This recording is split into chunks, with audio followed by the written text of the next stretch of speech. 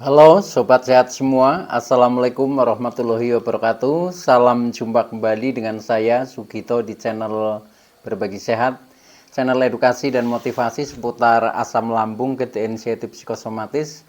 Berdasarkan pengalaman saya sebagai orang yang pernah mengalami penderitaan asam lambung, anxiety psikosomatis.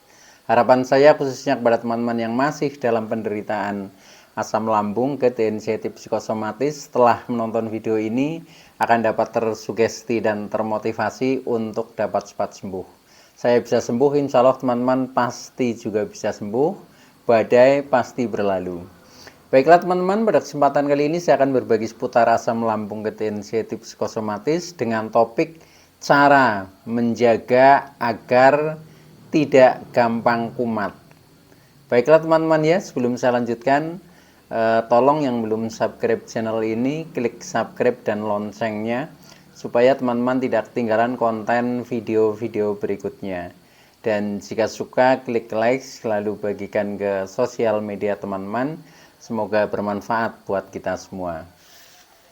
Baik, kita lanjutkan. Jadi topik kita kali ini adalah cara menjaga agar tidak mudah gampang kumat ya. Nah, ini penting juga ya, karena kita sering mengalami tiba-tiba kumat itu seperti itu, atau kadang sembuh kadang kambuh ya. Nah baik ya, jadi perlu kita sadari bahwa penderitaan asam lambung, anxiety psikosomatis yang disebabkan oleh multifaktor ya, baik itu faktor fisik maupun faktor psikis dengan sensasi yang sangat beragam, mulai dari ujung rambut sampai dengan ujung kaki ya, yang sering kita kenal sebagai 1001 rasa sensasi ya. Memang sungguh luar biasa, sungguh dahsyat, dan perlu kita tangani dengan bijak agar penderitaan asam lambung, anxiety psikosomatis dapat cepat membaik atau dapat cepat sembuh total. Nah, khusus pada season kali ini saya sharing topik ini ya, jadi menjaga agar tidak gampang kumat ya, atau tidak gampang kambuh. Nah, ini sangat penting supaya kita menjadi cepat membaik atau menjadi cepat sembuh. Karena ketika kita sudah merasa enakan ya, sepertinya sudah sembuh, tetapi kalau kita menjaganya ini kurang waspada ya, kurang konsisten, nah akhirnya kita sering tiba-tiba kambuh. Nah maka dari itu sepertinya untuk sembuh total itu kadang sulit kalau ketika kita dalam menjaganya ini kurang intensif lah, itu seperti itu. Nah maka dari itu ini materi penting. Nah mudah-mudahan teman-teman bisa menyimaknya dengan baik ya sampai dengan akhir video supaya tidak gagal paham. Dan alangkah baiknya juga ketika teman-teman menonton video-video saya yang lain ya, yang lalu tentunya, nah itu juga saling mendukung ya. Jadi semuanya berhubungan dan semuanya adalah melengkapi pemahaman kita tentang seputar gangguan asam lambung, anxiety psikosomatis. Sehingga ketika kita paham secara keseluruhan ya, maka akan mempermudah kita untuk keluar dari jeratan penderitaan asam lambung, anxiety psikosomatis. Baik, kita lanjutkan ya. Jadi intinya yang pernah saya alami ya, itu jadi untuk sembuh total itu biasanya melalui proses ya, melalui proses di mana ada fase dalam masa pemulihan itu kadang kita sudah merasa sembuh tapi kadang kambuh ya. Jadi bisa jadi sehari kelihatan enakan ya, nanti sehari berikutnya kambuh, atau bahkan sudah 1 minggu membaik ya, nah tiba-tiba kambuh lagi. Nah setelah itu nanti membaik lagi, kadang kambuh lagi. Nah itu adalah bagian daripada proses ya. Tetapi ketika kita begitu kita merasa sembuh, merasa membaik, kemudian kita menjaganya, ini memang betul-betul fokus ya. Nah ini biasanya langsung ya, langsung sembuh permanen. Nah maka dari itu ini saya sharingkan kepada teman-teman ya, bagaimana cara menjaganya agar tidak gampang kumat atau gampang kambuh. Ini intinya sebenarnya di sini ya, cara mempercepat proses kesembuhan. Nah ini ada beberapa tips yang ingin saya sampaikan kepada teman-teman ya. Jadi cara menjaga agar tidak gampang kumat atau tidak gampang kambuh. Yang pertama ya, konsisten menjaga pola makan ya. Jadi ini walaupun kadang kan penyebabnya bukan hanya dari pola makan, tetapi ini adalah bagian dari kita menjaga ya. Itu menjaga tentang pola makan. Nah, intinya pola makan itu ya kita makan tepat waktu ya. Kemudian kita mengendalikan makanan-makanan pantangan. Bukan berarti harus mantang seterusnya ya, tetapi cukup kita kendalikan lah. Minimal dikurangi porsinya, itu seperti itu ya untuk makanan-makanan pantangannya.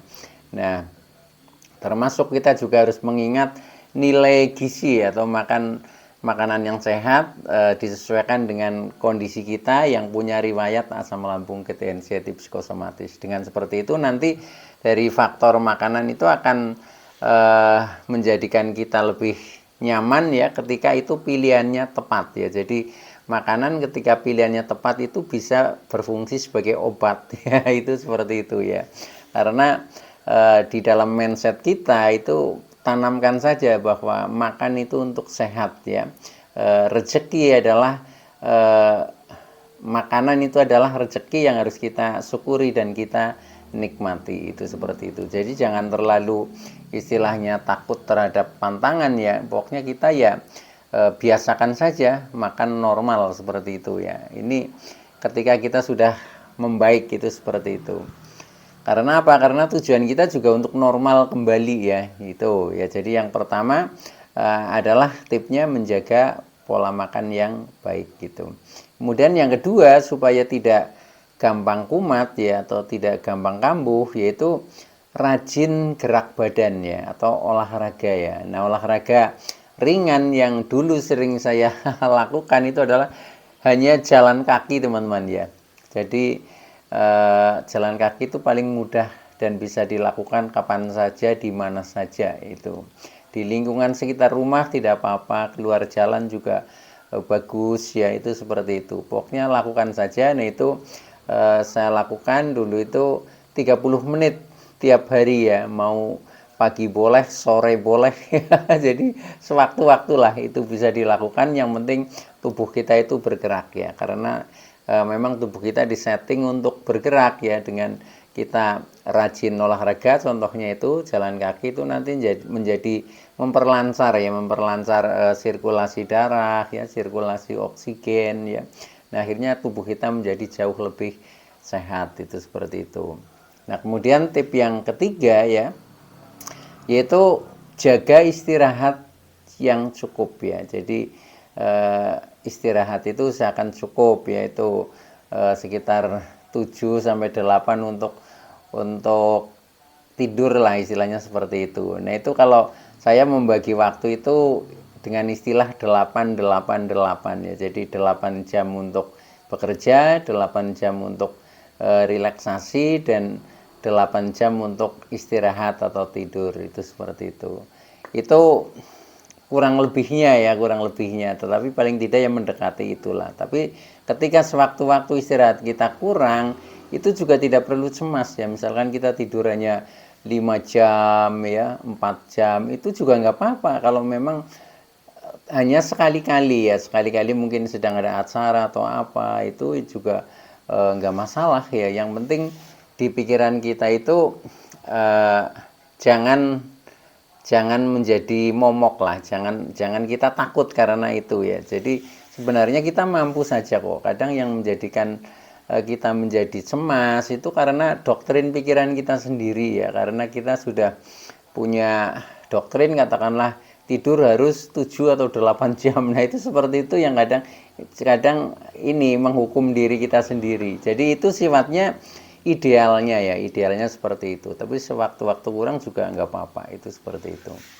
Nah, itu jadi tip yang ketiga, istirahat cukup. Kemudian supaya tidak gampang kumat ya. Nah, itu tip yang keempat adalah berusaha beraktivitas normal ya. Berarti beraktivitas normal tetapi tidak over. Artinya kita berusaha mengerjakan segala sesuatu sesuai dengan mungkin profesi kita ya. Misalkan yang berdagang ya berdagang biasa ya, yang mungkin ke kantor ya ke kantor, yang mungkin ke sawah ya ke sawah, pokoknya sesuai dengan aktivitas kita.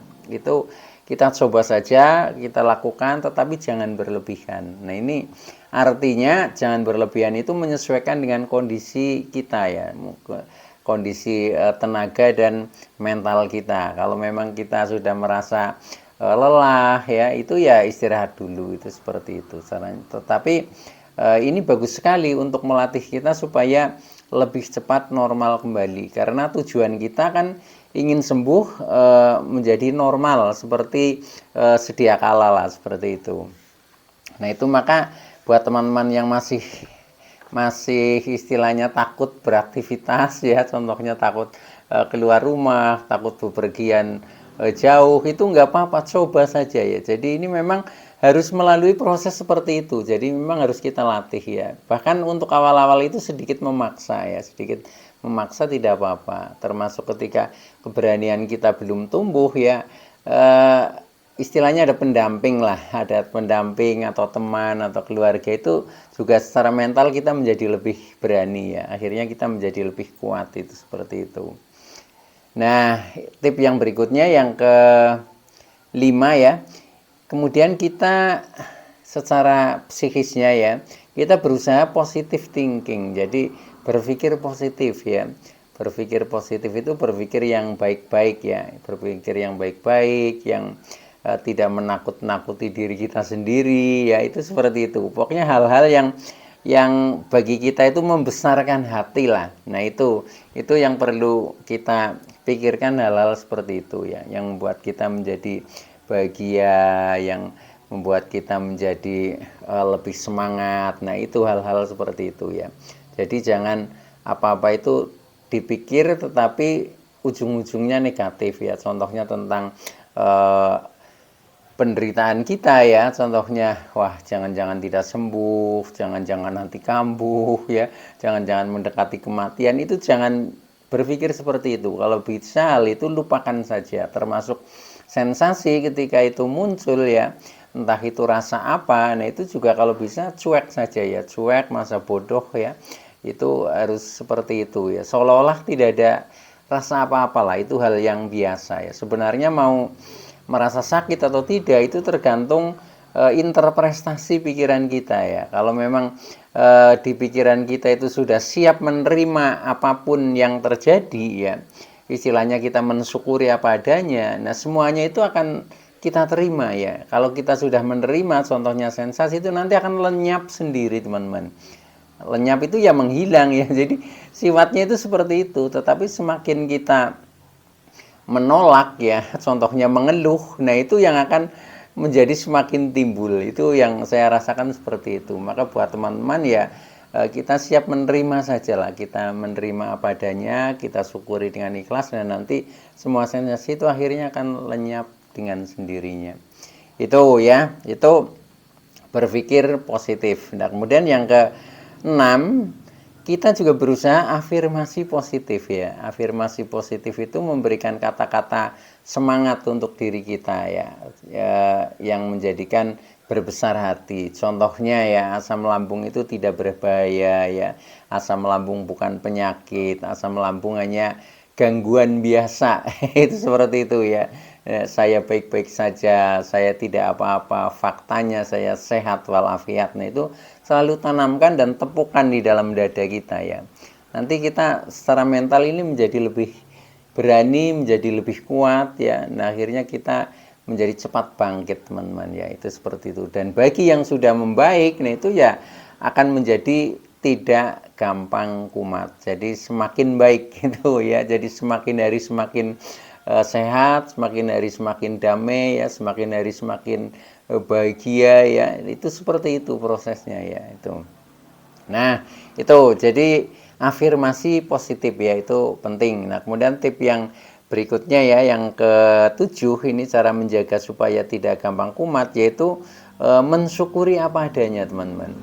Jadi kita tidak perlu punya idealisme yang tinggi ya, yang ditarget ya, pokoknya kita syukuri saja apa adanya. Jadi kita hanya siap menerima lah, itu seperti itu intinya. Jadi bahkan dalam kita mensyukuri apa adanya, kita siap menerima dan pasrah ya, dan pasrah dengan ikhlas ya kepada Sang Pencipta ya, maka kita akan mendapatkan energi-energi positif ya, yang akhirnya kita menjadi lebih damai ya, menjadi lebih kuat itu dari sinyal-sinyal seperti itu teman-teman ya. Jadi ini perlu ya, perlu istilahnya kita praktekkan, kita jadikan doktrin di dalam pikiran kita. Nah, itu yang akan mengantarkan kita menjadi tahu-tahu nanti sembuh, itu seperti itu teman-teman. Jadi proses ini memang harus dialami teman-teman ya, dialami. Jadi kalau hanya sebatas istilahnya baru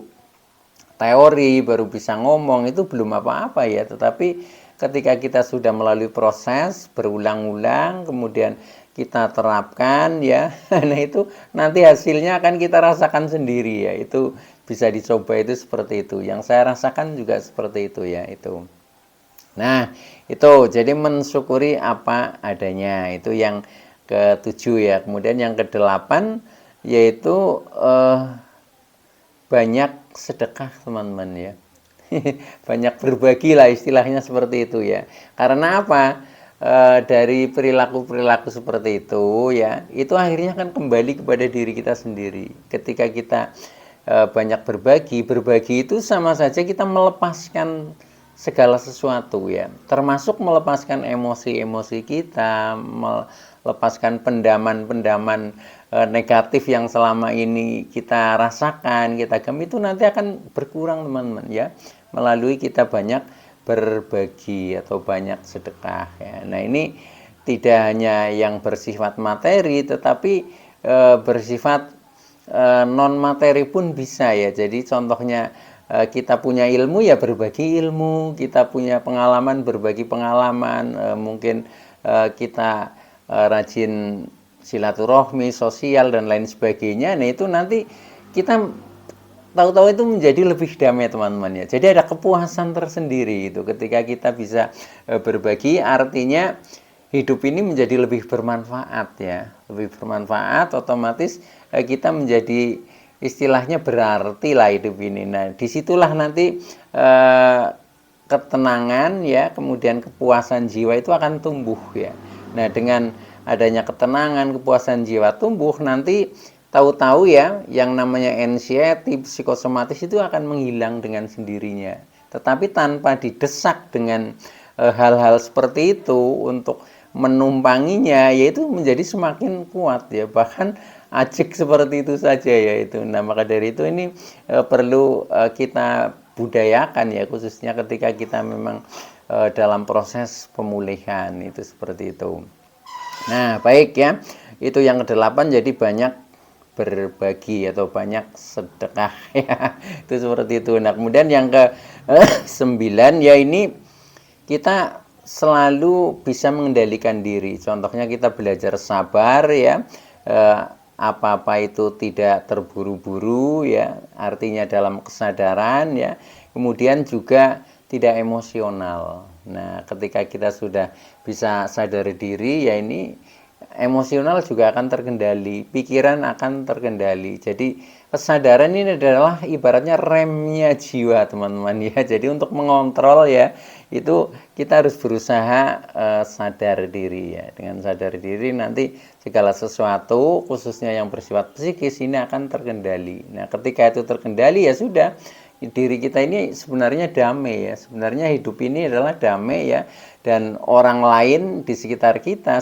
semuanya tidak bermasalah dengan kita ya. Sebenarnya yang kadang menjadikan membuat kita seolah-olah punya masalah itu pikiran kita sendiri di dalam menginterpretasikannya ya, sehingga yang tadinya sebenarnya baik-baik saja karena interpretasi kita negatif, nah akhirnya menjadi timbul masalah. Nah, ketika timbul masalah, akhirnya rasa-rasa di badan ini yang menjadi kurang nyaman. Nah, itu ya. Nah, maka kita mencoba untuk lebih sabar, sadar ya, jangan terburu-buru, kemudian tidak emosional, kita berusaha ikhlas ya, bahkan pasrah, itu seperti itu caranya teman-teman. Nah, kemudian yang terakhir ya, ini tip yang ke-10 yaitu berusaha banyak bersujud teman-teman. Banyak bersusut itu maksudnya banyak mendekatkan diri lah, mendekatkan diri mungkin melalui ibadah ya, melalui mungkin membaca ayat-ayat suci, melalui dzikir, melalui mengingat ya dengan mengucapkan Asmaul Husna dan lain sebagainya. Ini adalah bentuk-bentuk bagaimana caranya kita mendekatkan diri ya. Karena dengan kita semakin dekat dengan pencipta ya, Sang Maha Pengasih dan Penyayang, itu kita juga menjadi tenang ya, menjadi tenang dan menjadi berani. Ngapain kita harus takut ya, karena kita sudah bersama Sang Pencipta, bersama Tuhan Allah Subhanahu wa taala ya, yang maha segalanya. Sehingga kita mental kita jauh menjadi lebih kuat ya. Nah, apalagi seperti sekarang momen yang sangat bagus di bulan Ramadan ini ya, ini kita rasanya semakin dekat ya dengan Allah. Nah, maka dari itu ya sudah, rasa-rasa seperti cemas itu sudah menghilang ya karena nggak perlu takut lagi ya, karena kita sudah merasa bersama Allah Subhanahu wa taala yang Maha Pengasih dan Penyayang, Maha Melindungi, pokoknya Maha segalanya lah, itu seperti itu.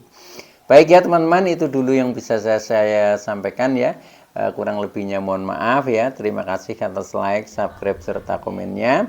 Saya Sugito dari channel Berbagi Sehat. Saya bisa sembuh, insya Allah teman-teman pasti juga bisa sembuh. Badai pasti berlalu. Oke, terima kasih. Wassalamualaikum warahmatullahi wabarakatuh.